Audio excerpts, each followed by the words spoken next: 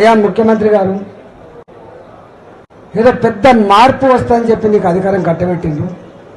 తేనె మీ నుంచి పూలబడ్డ అవుతుంది, ఎందుకు ఇట్లా ఆలోచిస్తున్నారు అని చెప్పి చాలాసార్లు మాట్లాడితే ఆయన ఇంకింత రెచ్చిపోయి అన్న మాట ఏంటంటే, ఎవరు చెప్పినా వినను, నేను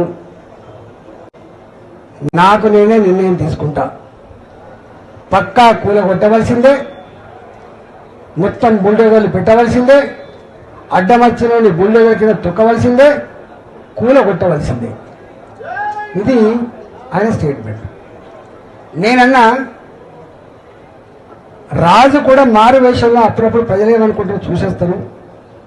సరే నువ్వు రాజు కాకపోవచ్చు కానీ నీ కింద ఇంటెలిజెన్స్ వ్యవస్థ ఉంది, వాళ్ళైనా నీకు చెప్పుంటారు కదా ఇక్కడ ఇట్లా ఉంది అని చెప్పి చెప్పుంటారు కదా, ఎందుకు మీరు వింటలేరు అని చెప్పి మళ్ళా ఇట్లా స్టేట్మెంట్ నడుస్తూనే ఉండే. నడిస్తే ఆయన అన్నాడు, మళ్ళీ నేను ఎవరు చెప్పినా వినను అని.